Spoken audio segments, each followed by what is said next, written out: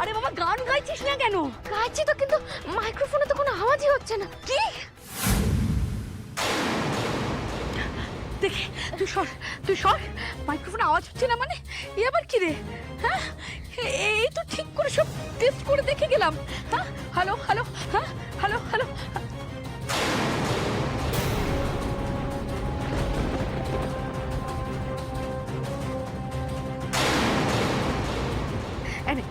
দেখ দেখি, এবার বোধহয় ঠিক আছে। জোরে জোরে গা, জোরে জোরে গা। রুকমিনি,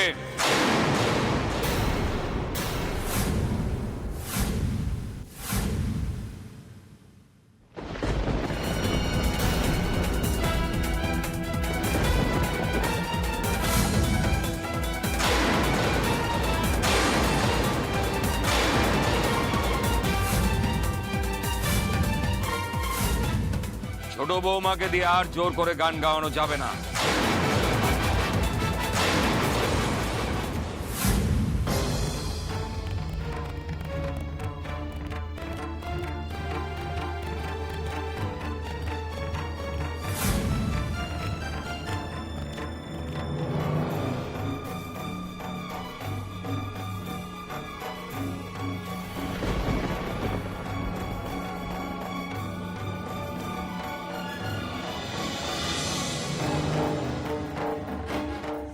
জামাই দাদা, জামাই দাদা। তোমার চালাকি ধরা পড়ে গেছে রুকমিনি। আমি আসল ব্যাপারটা অনেকদিন আগেই জেনে গিয়েছিলাম। বুঝে গিয়েছিলাম যে শ্যামাই তোমার মেয়ের হয়ে গানটা গেয়ে দেয়। গ্রামের একটা সহজ সরল সাদাসিধে মেয়েকে দিয়ে দিনের পর দিন তুমি এই অন্যায়টা করিয়ে চলেছো।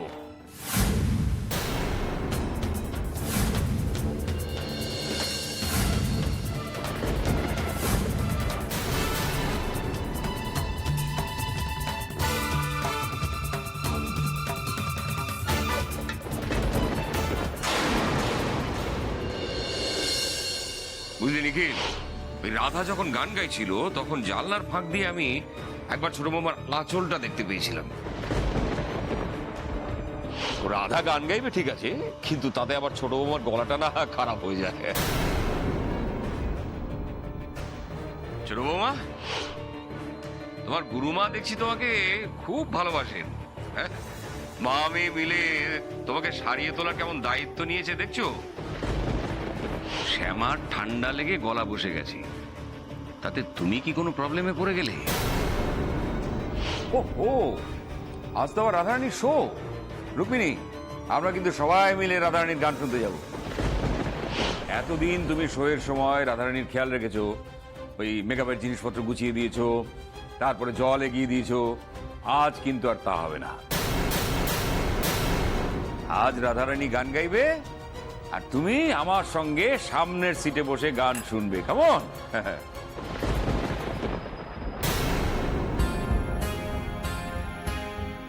অনেকদিন আগে থেকে জানতে পারলেও আমি আজকের মতো একটা দিনের অপেক্ষা করছিলাম, যেখানে অনুষ্ঠানের সময় আমি উপস্থিত থাকতে পারি। আর সেই জন্যই কাল তোমার ব্যাগ থেকে আমি ডিভিডিটা সরিয়ে দিয়েছিলাম, কারণ আমি আগেই শুনে ফেলেছিলাম এবারে তোমরা কি প্ল্যান করছো।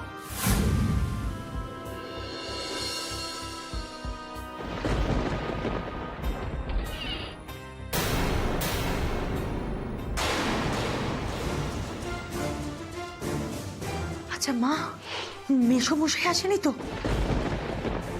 তুমি যে ছোট বৌমাকে রেকর্ডিং স্টুডিওতে নিয়ে গিয়ে গান রেকর্ড করিয়েছিলে সেটা আমি জানি।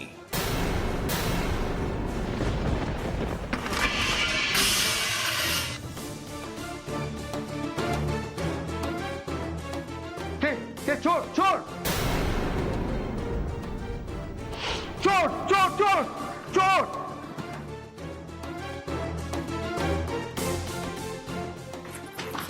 কে? মিস্টার ঘোষ, কে এসেছে? কি হচ্ছে এখানে?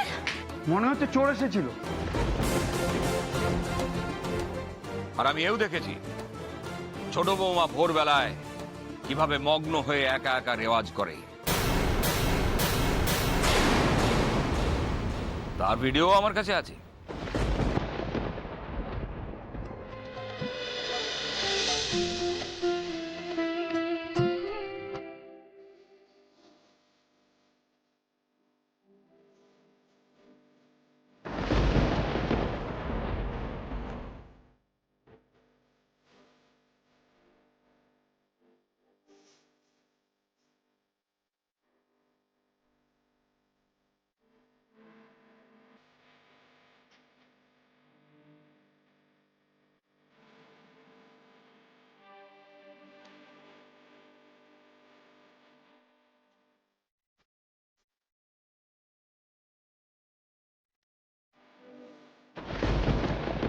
কিন্তু আর কতদিন রুক্মিণী, আর কতদিন?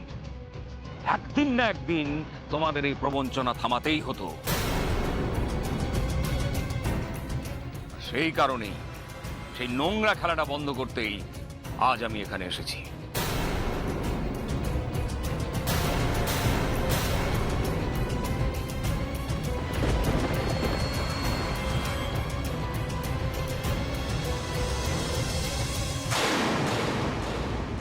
আরে দাদা, তাড়াতাড়ি শুরু করুন না। কখন থেকে তো বসেই আছি, নাহলে বলে দিন চলে যাচ্ছি। আরে কি হলো, গানটা শুরু করুন। গানটা হঠাৎ বন্ধ হয়ে গেল কেন? এই অশোক, বলছি যে তোর বাবা কোথায় উঠে চলে গেল রে? তাই তো। সত্যি বাবা, এই রাধারানী কি হলো বলো তো? কেন এত টাইম নিচ্ছে শুরু করতে প্রোগ্রাম? তোর লোকজন তো বোর হয়ে যাবে, আমরাই বোর হয়ে যাচ্ছি এতক্ষণ বসে বসে। এই ঠান্ডার মধ্যে ঘন্টার পর ঘন্টা কার আর বসে থাকবে বলো তো? সবাই চলে যাবে দেখবে। কি হলো ব্যাপারটা? সাউন্ড আসছে না কেন? ধুর বাবা, এখন তো মেকআপ রুমেও যেতে পারবো না। কি করি? কোনো টেকনিক্যাল প্রবলেম হলো নাকি শ্যামা ইচ্ছা করে গান গাইছে না? তুমি নিজেও তো একজন শিল্পী রুক্মিণী, একজন শিল্পী হয়ে শিল্পের সঙ্গে এত বড় প্রতারণাটা কি করে করলে তুমি?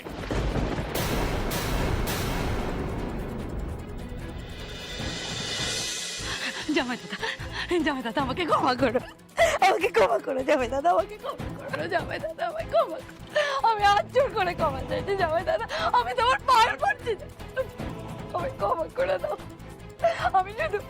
আমি শুধু আমার মেয়ের সাফল্যের কথাই ভেবেছি, আমি একটা প্রলোভনে পড়ে গেছি।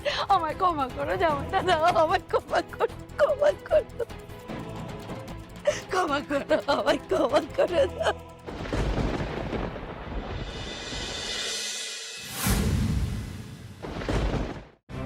আমিও সমান অপরাধে অপরাধী বাবা। আর সেই জন্য আমি আপনার কাছে হাত জোর করে ক্ষমা চাইছি বাবা, আপনার কাছে আমি হাত জোর করে ক্ষমা চাইছি। এটা একদম সত্যি কথা যে আমি হয়তো বাধ্য হয়েছি এটা করতে, কিন্তু অন্যায় তো করেছি বলুন। আমি তো সবার কাছ থেকে সত্যিটা লুকিয়েছি, দিনের পর দিন অন্যায়কে প্রশ্রয় দিয়েছি। আমাকে ক্ষমা করে দিন বাবু, আমাকে ক্ষমা করে দিন। আমি চেয়েছিলাম সবাইকে সব সত্যিটা বলতে চেয়েছিলাম, কিন্তু পারিনি বাবু। পরিস্থিতি আমাকে বাধ্য করেছিল পিছিয়ে যেতে, আমি পারিনি। আমাকে ক্ষমা করে দিন বাবু, দয়া করে আমাকে ক্ষমা করে দিন। আমি আপনাকে ছোট কর্তাকে সবাইকে বলতে চেয়েছিলাম, কিন্তু পারিনি বাবা, পারিনি। আমি যতবারই আমার মনের মধ্যে এই কথাগুলো ভেবেছিলাম না, আমি গুমড়েছি, আমি মনে মনে গুমড়েছি, কিন্তু তবুও সাহস করে কোনো কথা আমি বলতে পারিনি বাবা। তাই আজকে আপনি আমাকে যা শাস্তি দেবেন আমি সবটা মাথা পেতে নেব, সবটা। আপনি আমাকে শাস্তি দিন বাবা, হ্যাঁ আপনি আমাকে শাস্তি দিন, আমি সবটা মাথা পেতে নিতে রাজি আছি। আপনি আমাকে শাস্তি দিন বাবা, আপনি আমাকে শাস্তি দিন, আপনি আমাকে শাস্তি দিন।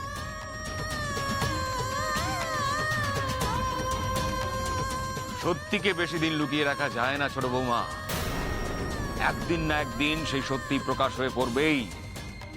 আর সত্যির পথই তো ঈশ্বরের পথ, তোমার ভক্তি তো সেই পথের কথাই বলে। তোমার কৃষ্ণ চেয়েছেন বলেই আজ আমি এখানে এসে সবটা জানতে পেরেছি। কাউকে বলো না জামাই দাদা, আর কাউকে বলো না, আর কাউকে বলো না। এই 5 জন মানুষের মধ্যে যদি কথাটা চাউর হয়ে যায় জামাই দাদা, আমাদের সাংঘাতিক অসম্মান হবে। ও জামাই দাদা, আমি তো তোমার পরম আত্মীয়, বলো না জামাই দাদা, রাধা তো তোমার মেয়ের মতন, বলো না, তুমি বলো। আর যদি 5 জনের সামনে আমাদের মান সম্মান সব ধুলোয় মিশে যায়, সে কি তোমারও অসম্মান নয়? ও জামাই দাদা, আমার মেয়েটার এতদিন ধরে গড়ে ওঠা মান সম্মান খ্যাতি তুমি এক ঝটকায় ভেঙে দিও না, দয়া করো জামাই দাদা, দয়া করো, কাউকে বলো না, কাউকে। তুমি যে আমাদের আত্মীয় সেটা ভাবতে আমার খারাপ লাগছে রুক্মিণী।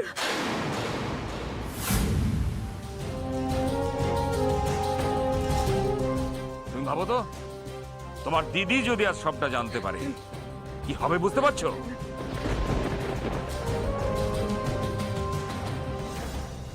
এত বছর ধরে ছোট বৌমাকে তুমি এইভাবে শোষণ করেছো, এত অত্যাচার করেছো। ছোট বৌমার প্রতিভা, আর ঈশ্বর দত্ত গলাকে তুমি স্বার্থপরের মতো নিজের মেয়ের গলা বলে চালিয়েছো। ছোট বৌমা কোকিল কণ্ঠী, ওর গলায় স্বয়ং সরস্বতীর বাস। সেই গলাকে রাধার গলা ভেবে এতদিন লোকে মুগ্ধ হয়েছে। সব তো ছোট বৌমার জন্য। এতদিন ধরে তুমি শুধু নিজের আঁখের গোছানোর জন্য ছোট বৌমাকে শ্রোতাদের সামনে আসতে দাওনি। ছি রুক্মিণী, ছি। তবে ঈশ্বর আছেন বলেই আজ আমি এখানে দাঁড়িয়ে আছি। আজ আমাকে এই মিথ্যের জালটা ছেড়ে ফেলতেই হবে, এক্ষুনি। এইখানে দাঁড়িয়ে আমি সবটা শেষ করে দিতে চাই। আজকের পর থেকে গায়িকা শ্যামা দাসী চৌধুরী তোমার মেয়ের হয়ে আর গান গাইবে না।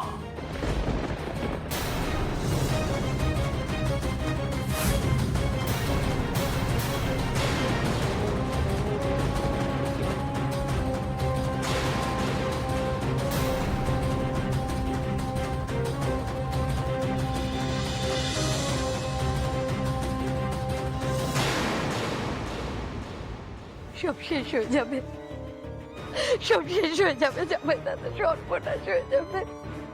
তুমি একটু বোঝো, একটু বোঝো জামাই দাদা, একটু বোঝো। আচ্ছা রুক্মিণী, তোমার কাছ থেকে সবটা শুনে না হয় আমি বুঝলাম, মানে বোঝার চেষ্টা করলাম, কিন্তু নিখিল, নিখিল বুঝতে পারবে কি?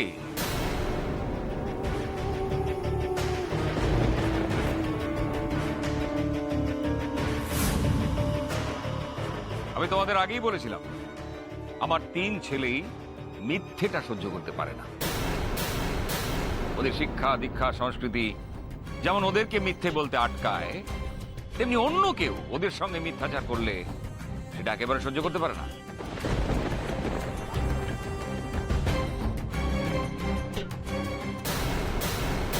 ছোট বৌমা, নিখিল যদি জানতে পারে যে তুমি এতদিন ধরে নিখিলকে মিথ্যে কথা বলে এসেছো, ওর বিশ্বাসকে নিয়ে খেলা করেছো দিনের পর দিন, তাহলে কিন্তু নিখিল কিছুতেই তোমাকে ক্ষমা করতে পারবে না।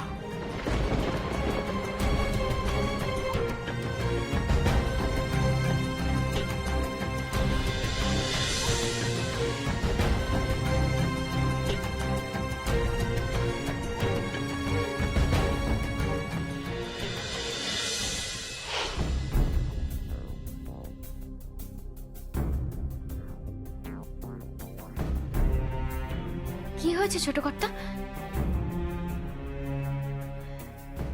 না মানে অফিস থেকে এসে কিছু খেলেন না? আজ আমার মেজাজ সত্যি ভীষণ খারাপ। একজন বিশ্বস্ত কর্মচারীকে আমি 7 দিনের জন্য সাসপেন্ড করে দিচ্ছি। কিন্তু কেন? আমি জানি আপনি কি ভাবছেন। বিশ্বস্ত বলছি, আবার সাসপেন্ডও করেছি। ও যদি বউ বাচ্চা না থাকতো তাহলে আমি ওকে চাকরি থেকে বের করে দিতাম। এমন কি হচ্ছে ছোট কর্তা যে চাকরি থেকে বার করে দিতে হবে? মিথ্যে কথা বলেছে, যার কোনো দরকার ছিল না। এখন ধরা পড়ে গেছে তো বলছে পরিস্থিতির চাপে বলেছে, আমাকে ভয় পেয়ে বলেছে। উনি হয়তো সত্যি কথাই বলেছেন, আপনারই হয়তো। না শ্যামা, যে কথা মিথ্যে দিয়ে শুরু হয় তার শেষে সত্যি বললেও মিথ্যেটা মিথ্যেই থেকে যায়।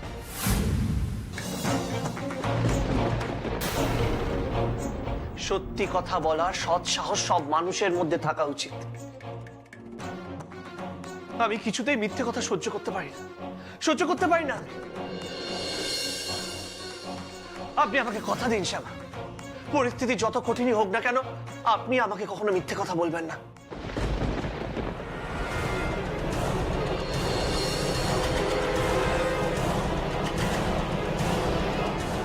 কি হলো শ্যামা, কথা দিন। ছোট করতে আপনার চাটা ঠান্ডা হয়ে যাচ্ছে।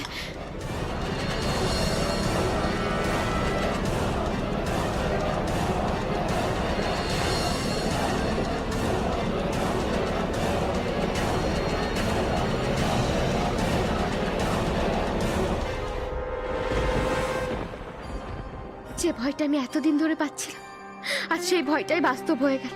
তুমি আমাকে কোথায় এনে দাঁড় করালে কৃষ্ণ, কোথায় এনে দাঁড় করালে? আমার যে পায়ের তলার মাটিটাই সরে যাচ্ছে। আমি কি কোনোদিনও এই মিথ্যে দায়ভার থেকে মুক্ত হতে পারবো না?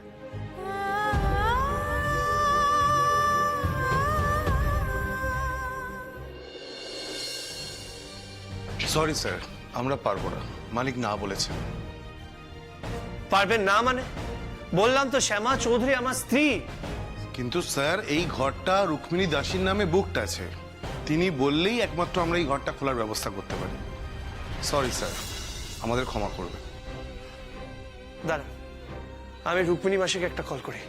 এক সেকেন্ড।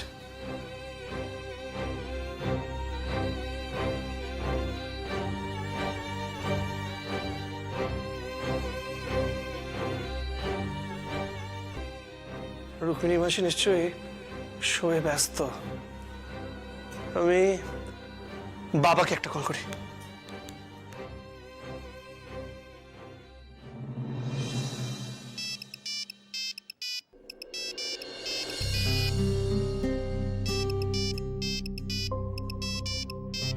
নিখিল ফোন করছে।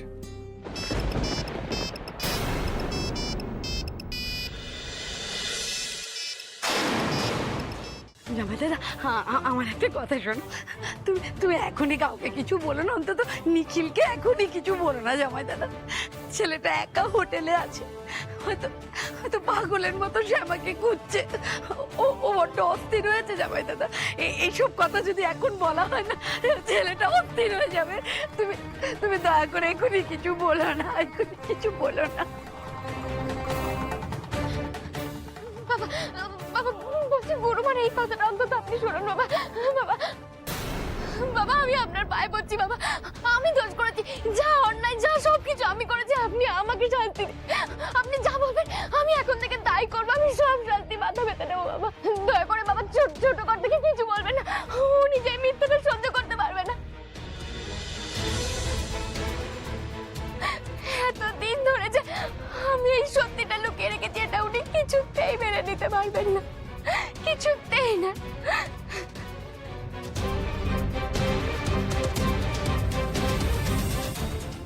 দয়া করুন না বাবা, আমাকে একটু দয়া করুন না, আমাকে একটু দয়া করুন না বাবা, করুন না।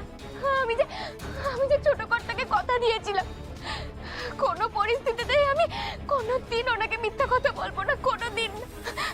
বাবা, বাবা বলুন না বাবা যে আপনি ওনাকে কোনো কথা বলবেন না, বলুন না বাবা, বলুন না।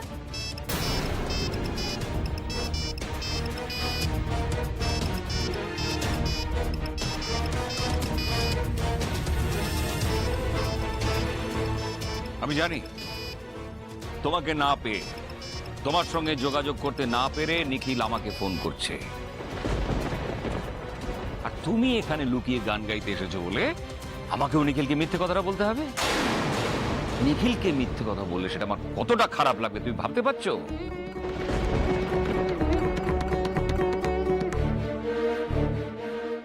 আজ তোমার জন্য, রুক্মিণীর জন্য নিজের ছেলের কাছে আমাকে ছোট হতে হবে, এটা আমি বিশ্বাসই করতে পারছি না।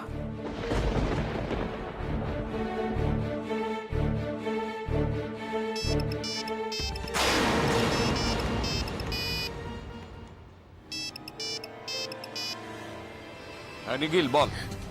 বাবা বলছিলাম শ্যামা দরজা খুলছেন না, আমি ওনার জন্য স্যুপ আনিয়েছিলাম।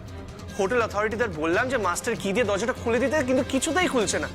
বলছিলাম তোমার আশেপাশে কি রুক্মিণী মাসি আছে?